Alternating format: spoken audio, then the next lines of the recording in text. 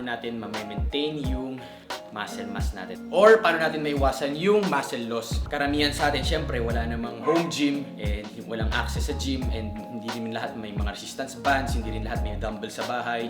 Okay, so ngayon na alam nyo na yung calorie intake nyo, mag-move naman tayo dun sa macros nyo. Pagdating naman sa macros nyo, ako hindi ako masyadong mahigpit dyan, lalo na pagdating sa carbs and fats. Pero sa protein,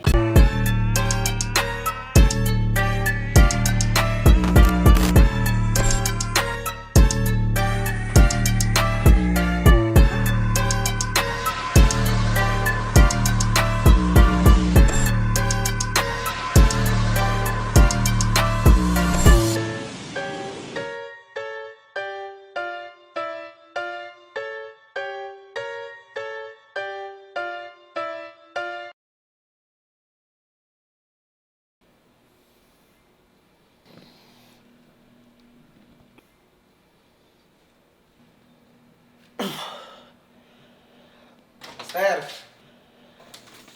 oh, may balita ko sa'yo masama. ano? Hindi na tayo makapag-gym tayo ulit. Bakit? Nag-gym tayo ba tayo? Hindi rin naman. Pero, hindi na talaga tayo makapag-gym tayo kasi iisip ko na naman. Okay yun. Nabalitaan ko rin yan. Pero wag mo masyadong isipin yung gym tayo. Dapat isipin natin yung mga kasaya natin. So, piling ko kailangan natin gumawa ng video para sa mga kasaya natin. Tara, set na natin.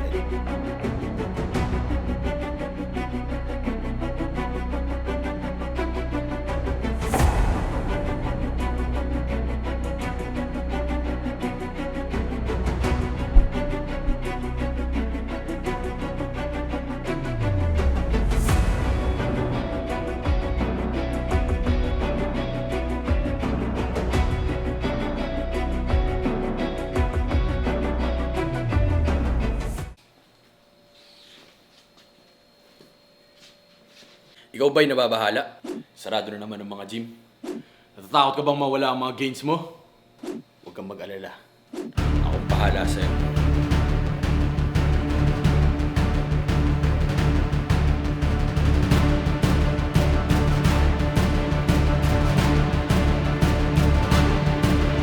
Okay, so mga kasayan, pasensya na kayo. Pawis tayo kasi ginawa natin to para dun sa thumbnail na nakita nyo, okay?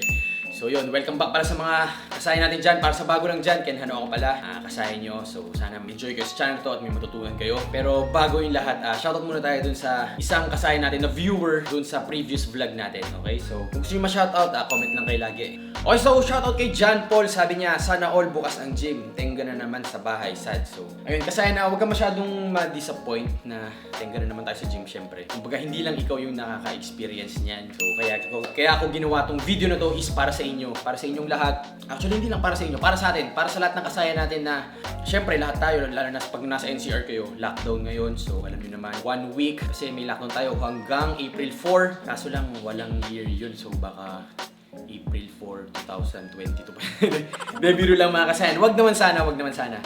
So, sana mawala na talaga tong pandemya na to. Tapos, maging normal na lahat, diba? Syempre, yun yung gusto natin. Pag-pray natin lahat. Kaya ito, para sa araw na to, ito yung video ko para sa inyo. Okay, so mga kasayan, simple lang yung gagawin nating video ngayon. Yung video natin ngayon is about lang naman sa kung paano natin ma-maintain yung muscle mass natin. Or paano natin maiwasan yung muscle loss. Karamihan sa atin, syempre, wala namang home gym and walang access sa gym and hindi rin lahat may mga resistance bands, hindi rin lahat may dumbbell sa bahay. So ayun, actually hindi lang to para sa mga nag-lockdown, para rin to sa mga taong hindi talaga makapag-gym. Like, may occasion kayo, nabakasyon kayo, and then weeks kayong mawawala sa pagbubuhat, or nagka-problema kayo, nagkasakit kayo, injury kayo, huwag naman sana. So, para sa lahat ng video na to, hindi lang about to sa mga na-lockdown, okay? Hindi lang about sa atin mga nasa NCR. So, marami kayong matututunan dito. Bibigay ko sa inyo yung ways para maiwasan natin yon. Okay, pero bago ang lahat, syempre, sagutin muna natin yon kasi madalas yung question ganito. Coach Ken, gaano ba katagal na walang training para mag-muscle loss? So, ako, sasagutin ko yan. Siguro para sa akin, sa opinion ko to bawat tao magkakaiba yan. Pero syempre may mga studies naman dyan, like 2 weeks or 3 weeks, ganyan, na wala talagang access sa gym or sa pagbubuhat or yung before na ginagawa mo. Bawat tao, iba yung level ng muscle mass, syempre, tapos iba rin yung body fat. So, iba rin yung activity. So, lahat tayo magkakaiba. Kumbaga, walang exact na days or weeks kung kailan mag-start na mawala yung muscle mo kapag nawalan ka ng access sa gym. Pero wag muna kayong masyadong kabahan, mga kasayan, pagka nabakante kayo sa gym ng matagal. Kasi syempre, hindi ibig sabihin muscle na mismo yung nawala sa inyo. Pero mga kasayan, wag muna tayong masyadong kabahan. Kapag nabakante tayo sa gym, hindi automatic yan, mawawala agad yung muscles natin. Pwedeng ano lang yan, syempre pag di kayo nakapag-training, yung muscle glycogen natin or yung water storage na muscles natin, yun yung mababawasan or yun yung mawawala. Once na magbuhat tayo ulit, eventually babalik din naman lahat yan. Kaya huwag kayong masyadong kabahan. Pero hindi ibig sabihin forever ganun, di ba? Pero syempre, kung paano natin nakuha yung muscle mass ngayon, syempre kung gusto natin mas mag-improve pa, syempre kailangan natin higatan yung intensity dun sa mga workouts natin before, di ba? Kasi madalas marami rin nagtatanong sa akin ito kung magpa-progress pa ba pag home workout lang ang gagawin. Kapag medyo advanced lifter ka na, syempre hindi, medyo magiging mahirap na po yan. Maging ano lang tayo, realistic lang tayo. Medyo magiging mahirap lang yan unless bumili ka ng mga home gym equipment mo. So parang pumunta ka na rin sa gym, di ba? So yun lang naman, gusto ko lang sagutin yung tanong niyo kasi ang dami rin nagtatanong sa Instagram nun. So balik tayo dun sa muscle loss ulit, okay? So pag lumiit na yung braso nyo, hindi nun ibig sabihin lumiit na yung muscles natin, okay? Or nabawasan na mismo yung muscle na ginain natin ng napakatagal. So pwedeng, sabi ko sa inyo, muscle glycogen lang and water storage dun sa muscle. So inulit ko lang sa inyo, tandaan nyo, kunyari lumiit man yung chest nyo, or kahit anong body part na muscle sa inyo. Pag lumiit yan, tandaan nyo, babalik ulit yan kapag training na ulit kayo. So huwag kayo masyadong kabahan. Okay, so syempre, mag-move na tayo dun sa kung paano natin ma-maintain yung muscle gains natin.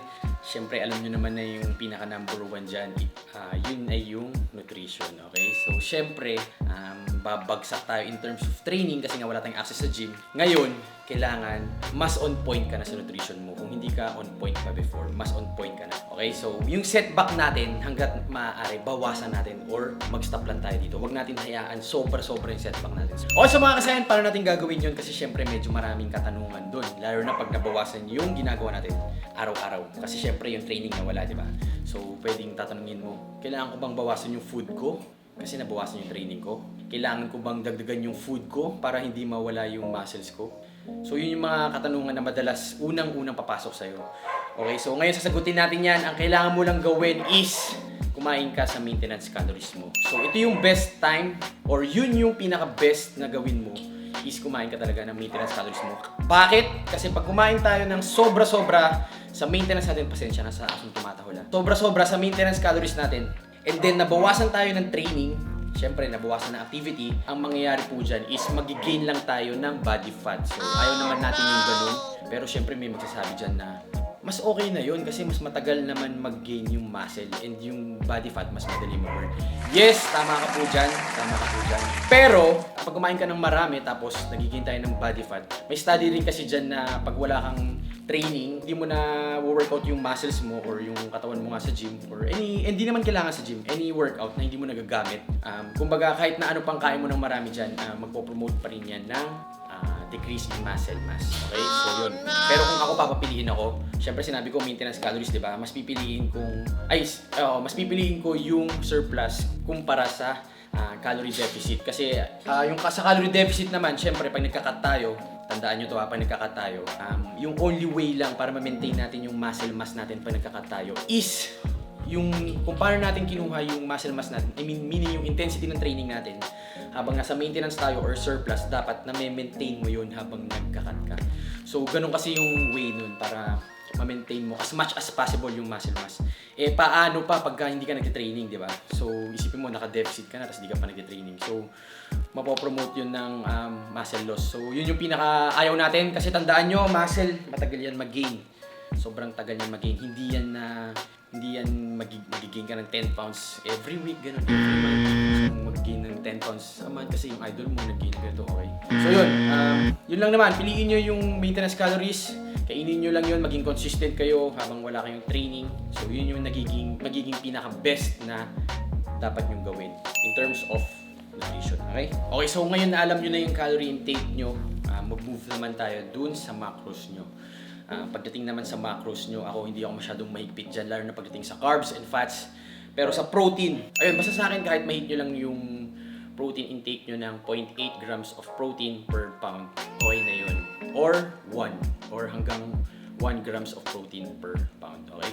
Ayun, kasi para sa akin naman, pag sinoldaran nyo yung protein, hindi ibig sabihin nun more muscles. Tandaan nyo to, more protein, hindi ibig sabihin more muscles. Kailangan nyo lang ma-hit yung amount na para mag-grow yung muscles natin or ma-maintain natin. And then yung extra nun, matuturn into fat lang. Yun, kapag nakasurplus ka. And then syempre kaya lang, ito kasi may nagtanong sa Instagram ko nito eh. And then syempre kaya nga pag naka-deficit tayo, kaya lang naman tayo nagtataas ng protein kasi syempre mas nakakabusog po yung protein kung compared sa carbs, okay? And nakasanayan na kasi ng tao. Pero wag naman kayo mag-exceed nung mga 2 grams per pound, mga ganun. Meron pa nga akong isang na-encounter 3 grams per pound. So yun, enjoy niyo yung carbs. Huwag kayo matakot sa carbs, huwag rin kayo matakot sa fats. Kailangan balance lang, okay? Kasi mahirap mo sustain and syempre mahal. Mahal ang protein, alam niyo naman yan. Okay, so ngayon alam niyo na yung food intake niyo. Ngayon naman, syempre hindi lang naman pwedeng kain lang kayo tapos tulog lang kayo. Tapos nakatunganga lang kayo dyan habang gising kayo, di ba? So ayun, habang lockdown or habang nasa okasyon kayo, dahil nawala yung training nyo, ngayon maghahanap kayo ng kapalit nito, kapalit ng training para lang mas stimulate nyo yung mga muscles nyo. Okay? So hindi naman siya kailangan weights din. Lakad yung aso nyo or gumawa kayo ng mga gawaing bahay, mga ganun. Or maghanap kayo ng hobby nyo na gagawin nyo na medyo magagalaw nyo rin yung katawan nyo. So yun lang naman. And then yung next naman doon is mag-home workout kayo. Or kung nasa bakasyon kayo, ayun, kayo, body weight workout kayo, mga ganyan. So, napakaraming paraan. Ngayon naman, pag meron kayong home gym, kagaya nito sa ating kasayan, pero limited lang. So, yung split nyo, baguhin nyo yung split nyo.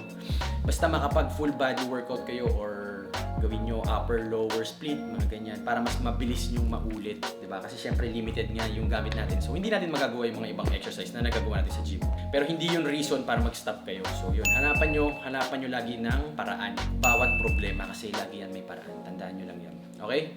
Laging may sagot sa bawat problema natin kung gugustuhin lang natin. Diba? So, kung gusto mong bodyweight workout, nood ka lang sa channel ko. Or sa channel lang iba, marami rin naman dyan. Sa YouTube pala ako, but YouTube. So, yun. So ayun mga kasan, hindi ko alam kung medyo humaba na tong video na to. Napakasimple lang naman yung pag gumagawa ng video. So, sana may natutunan kayo sa vlog na to. Tsaka syempre, gusto ko lang pala ihabol. Kapag nawala yung muscle size natin or muscle mass natin, tandaan nyo, huwag kayong masyadong kabahan kasi may tinatawag tayong muscle memory. Kahit nga sobrang tagal mo pang hindi nakapag-workout 1 year, may tinatawag tayong muscle memory. Pero, syempre, huwag din kayo masyadong magde-depend. Kasi pag lagi nyo iniisip, ay may muscle memory naman, tendency nun mangyayari, ay okay lang, hindi na ako mag-training, okay lang, hindi na ako mag-diet, hindi na ako mag-maintenance ka, hindi na ako kumain ng healthy. Diba? So, yun naman ang disadvantage nun. Pero, kailangan iisipin nyo lang yung muscle memory na yun kapag medyo nade-depress na kayo and hindi kayo makabalik sa pag-gym kasi nga parang nasasayangan kayo kasi mawawala rin naman. So, dun nyo naiisipin yung muscle memory. Ay, may muscle memory pala. So, may pagkakataon akong bumalik agad yung gains ko and masigitan ko pa after that. And then, pag nabalik mo na yung gains mo, syempre, gawin mo na yung best mo para hindi ka na magkaroon ng setback, okay? Pero kasi itong kagaya na itong sitwasyon na to, gaya ng lockdown, ito yung mga bagay na, or setback na hindi natin makokontrol. Pero hindi ibig sabihin nun, hindi tayo gagawa ng bagong paraan para mas hindi tayo mag-setback papunta sa failure. Okay? So, yun lang naman. Tandaan nyo yung failure, control natin yan. Hindi, mali. Yung totoong failure is yung mga bagay lang na nakokontrol natin. Pag hinayaan natin tayo mag-fail. Kasi merong mga failure na parang wala na sa decision mo yun. Like, kunyari, pag sumali ka ng competition, natalo ka, isipin mo yun as failure, di ba? Or isipin ng ibang tao yun as failure. Okay lang na isipin ng tao yun, ng ibang tao as failure kasi syempre nga, competition yun may mananalo, may matatalo. Pero, para sa sarili mo naman, wag mo rin yung set as failure. Tandaan mo, lahat ng failure, isipin mo, lesson para mas mag-improve ka pa next time. Okay? So yun lang naman mga kasayan, sobrang simple lang. Para natuwa kayo sa video natin. Parang pumitig kamay ko dun. Kasi pampa ko para sa thumbnail. Yun, sana natuwa kayo sa video natin. Tandaan nyo lang, always stay hungry, stay humble, tsaka syempre stay happy. God bless sa ating lahat. At nga pala, gusto ko lang syempre magpasalamat dun sa mga nag-like at saka mga nagko-comment dito sa channel natin. Kasi sobrang laking tulong na nun ng comment, lalo na yung like. Pero syempre mas sobrang laking tulong pag nag-subscribe kayo. Tapos hit nyo yung notification bell, okay? So, tatry kong sabayan kayo sa lockdown na to. So, gawang mga informative videos para medyo makarelate tayo kahit wala tayong access sa gym, okay? So, yun lang. Kita-kita tayo next time. Sana manood ka ulit bukas. Sana mag-upload kami bukas. Out!